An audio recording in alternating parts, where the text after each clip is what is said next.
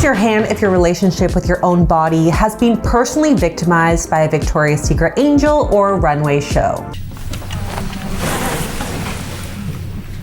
Whether you looked up to the OGs like Tyra Banks or Gisele Bundchen, or the younger generation VS queens like Lily Aldridge, Gigi, or Bella Hadid, the culture of VS has left deep marks on our generations. And if it hurt us to watch it, it probably did even more damage to walk it, which is why we're now seeing so many former angels speaking up.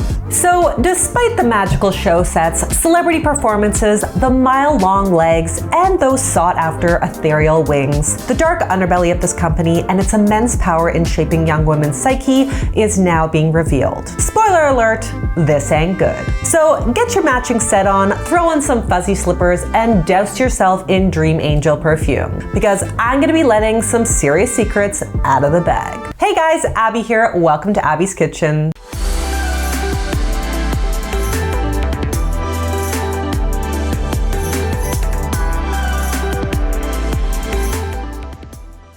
Today we're going to be talking about the role of the Victoria's Secret empire in poisoning an entire generation's body image and relationship with food. But disclaimer, I will be talking about specific eating behaviors along with discussions on body measurements, weight, and calories, so please feel free to skip this video if it's not supportive to your journey. And if you are new here, please guys help a girl out, subscribe to the channel, and ring that bell so you never miss out. First, let's talk about my sponsor today, June's Journey. So everyone who knows me knows that I love a good murder mystery, but every month I basically plow through all my streaming options for true crime. So as I was waiting for something new to watch, I discovered June's Journey on my phone. So this is a really cool hidden object mystery game set in the 1920s, available for free on Android and Apple mobile devices and on desktop through Amazon or Facebook. So I actually heard about it through someone on my team, and apparently it's got a huge following. So with more than 30 million people playing this thing worldwide. I used to never play games, but it's kind of a nice distraction after a really busy day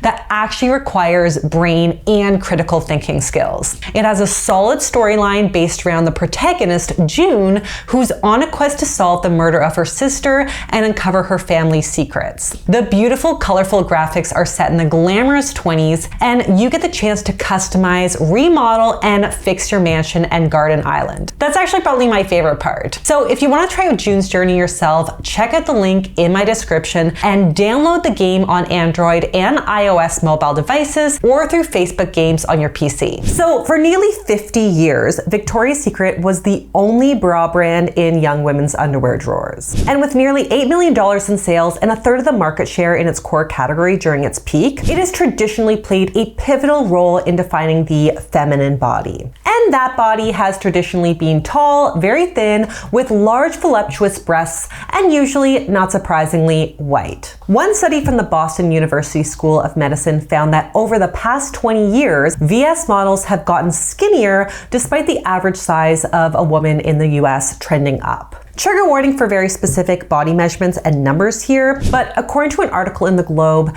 the average Victoria's Secret model today has an average waist size of 23.6 inches and average hip measurements of 34.4 inches, which is in stark contrast to the size 16 to 18 body of the average American. Even if these models are genetically or naturally more inclined to be tall and slim, they're often met with crippling pressure to shrink their body even more. My lowest weight was 98 pounds when I was 17.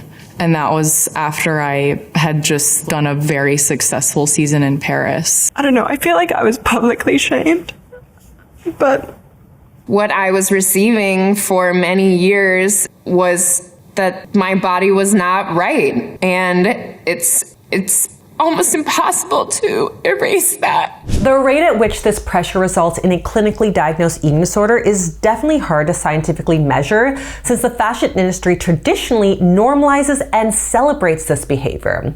And as a result, EDs largely go undiagnosed, untreated, and virtually unseen. But here are some shocking evidence-based stats. 81% of models have a BMI in the underweight category. Over 60% of models have been told to lose weight, and 21% have been threatened to be dropped by their agents if they don't. 54% of models report skipping meals, 25% report self-induced vomiting, and 40% report using IV drips to offset malnourishment from lack of food. And speaking of lack of food, let's review some of the worst Victoria's Secret diet secrets that I have seen reported about online. Oh, here we go again. So according to The Cut, American Angel Adriana Lima famously revealed that before putting on those wings, she would cut out all solid food, live off protein shakes and water, and work out multiple times a day. Georgia Fowler told Women's Health magazine that 80% of her pre-show diet would be produce with no carbs at all up to 5 days before the show. And Hungarian Angel Barbara Palvin told W magazine that in preparation for the show, she would watch food videos or watch her boyfriend eat instead of eating herself. Wow. Just wow. We also really have to talk about the revelations from industry whistleblower and former Aussie angel, Bridget Malcolm. So Bridget's personal TikTok is full of stories about the mental and emotional abuse that she says she suffered at the hands of the company's executives. She described a culture of toxicity and misogyny in which models were treated as mere objects with no regard for their health or well-being. And welcome to my new series, Times When Modelling Has Sucked. The series where I disclose publicly for the first time times I've been attacked, times I've been assaulted, times I've been harassed, and times where I've just been treated in a really subhuman way. I found my bra from the 2016 Victoria's Secret fashion show. It is a size 30A. I am now a size 30 for B, which is healthy for me. I was rejected from the show in 2017 by Ed Razek. He said my body did not look good enough. I wore a size 30B at that point. Look how big it was on me. The sadness behind my eyes from the 2016 show breaks my heart. Victoria's Secret, your performative allyship is a joke. She also revealed the strict diet and exercise regimen that she made to stay unimaginably thin. At one point, she described herself as feeling as though she had failed because she was living off water for more than 3 days and she kept fainting on the job. So the longest I managed to go without eating was 3 days, and I had to quit because I kept passing out. And I was annoyed with myself because I was determined to make it to 5 days, but I couldn't. I couldn't function, I couldn't move, and it was incredibly frustrating. I remember being so angry with myself and feeling as though I'd failed somehow in not being able to survive on just water. And despite all that, she was still badgered to lose more weight. I'm smiling, but I know the way I look. The look in my eyes is dead. I was dead.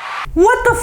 It honestly blows my mind. Now, one of the comments I anticipate whenever I talk about industries that reinforce problematic body standards is that these models signed up for the gig, that they're basically athletes and part of an athlete's job is to maintain a specific physique through diet and exercise. And my response to that is twofold. One, living off water, only produce, protein shakes, or Food Network food porn is not an athlete's diet. Even athletes in aesthetic sports or sports that have weight restrictions like ballet or gymnastics would never be advised to eat a diet like that. It would compromise their ability to do the sport, which is goal number 1. And I went into a lot more detail on an appropriate ballerina diet here, but you can be damn sure, folks, that this ain't it. But 2, models are more than just athletes or actors. They're prototypes for an image that we as a society are buying. We're seeing these bodies as an apparent standard upon which we are held because we're supposed to be buying the same clothes, walking in the same shoes, carrying the same purse, etc. We aren't met with images of Olympians everywhere that we look, and if we were, there would be at least some acknowledgement of their body's role in their performance. As evidenced by Bridget Malcolm's experience, being emaciated doesn't support a model's performance. It actually makes it a very dangerous game of Russian roulette where someone could faint, fall, become injured, or even die from an electrolyte depletion at any moment of any day. Hey, do you have any snacks?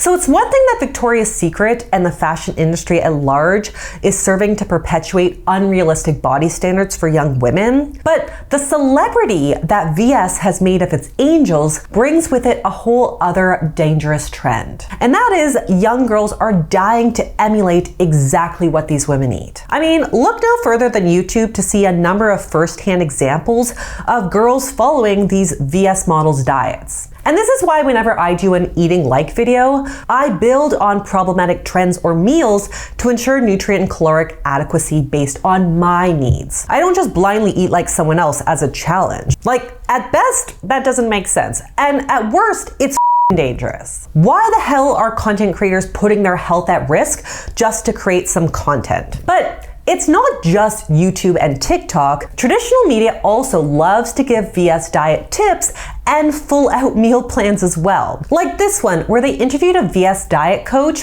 whose biggest message was, do you really want this? And are you willing to accept what's required to make it happen? His suggestion is 2 to 4 liters of water, no sugar, no dairy, no processed foods, no alcohol, and no carbs at all for 3 to 5 days before a show. Great! Love putting these messages out into the world, especially when at the end of the interview it states, wanna eat like an angel? You can with this $200 detox. Honestly, I know magazines need to make money, but how is this not so irresponsible? But like with most problematic industries, people eventually wake up and see it for what it is. And man, did VS's bubble ever burst fast. Between 2014 and 2021, Victoria's Secret began fielding a ton of major controversies, including Les Wexner's connection with Jeffrey Epstein that allegedly gave him access to VS models, countless allegations of the company's misogyny, abuse, and sexual assault, and pushback over transphobic comments made by the then CEO. I've been groomed by a much older man. I've been sexually assaulted multiple times. I've been told to do cocaine to lose weight by my agent. I'd been told whilst I was underage to just have lots of sex to lose weight. Yeah. It was not good. The fallout from these revelations has been astounding. Victoria's Secret has seen a significant loss of market share, a 6% decline in sales, and about 300 store closures since 2020. To compound these business-specific controversies, their brand just started to feel really stale. We are by no means out of the woods with diet culture in 2023, but we've come a long way in discussions around body positivity, inclusivity, and diversity. But it's as if the marketing team at VS were coasting on the if it's not broken, don't fix it train since the early 2000s and didn't know what to do when it became broken beyond repair. Suddenly, brands like Aerie's Airy Real campaign and Savage by Fenty's iconically inclusive fashion show made the VS fashion show look super old school and dated. The show being praised for its diversity and inclusion. The stage packed with people of all different shapes, sizes. We also watched fellow competitor Third Love CEO Penna's spicy open letter to VS and Kim K's Skims launch a line specifically for those with physical disabilities. These brands have been embracing a more diverse and inclusive image of beauty and femininity by including people of color, plus-size models, transgender models, and folks with disabilities. So in a recent attempt to refresh the brand's stained image and hop aboard the inclusion revolution, oh, well, I tried to start a revolution but didn't print enough pamphlets. VS brought on a whole new female exec team and replaced the Angels with the VS Collective, which is a group of 7 diverse-looking women serving as an advisory for the company. They've also been involved in philanthropic endeavors like starting the Victoria's Secret Global Fund for Women's Cancers. Of course, I am hopeful and appreciative of these efforts, but I'm still not exactly fully convinced. If you go on Victoria's Secret website today, we're still looking at almost exclusively straight-sized women. Some have the classic super toned VS look, and others maybe have a softer look or like a tiny roll in their backs or their stomachs, but this is hardly an inclusive representation of most women's bodies. It's kind of like rebrand light, so it does feel a little bit like performative inclusion to me. The big test is going to be with the fall return of the infamous Victoria's Secret show. And as we've established, the show has traditionally been the Olympics for problematic model behavior and displays of impossible beauty standards, so it will be telling to see what this year's long-awaited show will have in store. I also think the best proof of true growth would be in acknowledging the company's problematic past head-on. We need a lot more than just inclusivity washing to regain that trust. At least that's where I personally am at as a consumer. But I would love to hear from you guys on your thoughts on Victoria's Secret. Is the rebrand genuine? Is it too late to regain your interest and trust? Do you miss the old Angel look? Let me know in the comments below. And on that note, that's all that I have for you guys today. If you like this video, please be sure to give it the thumbs up. Leave me a comment below on what you'd like to see me discuss next. Subscribe to the channel, and I'll see you next time on Abby's Kitchen. Bye!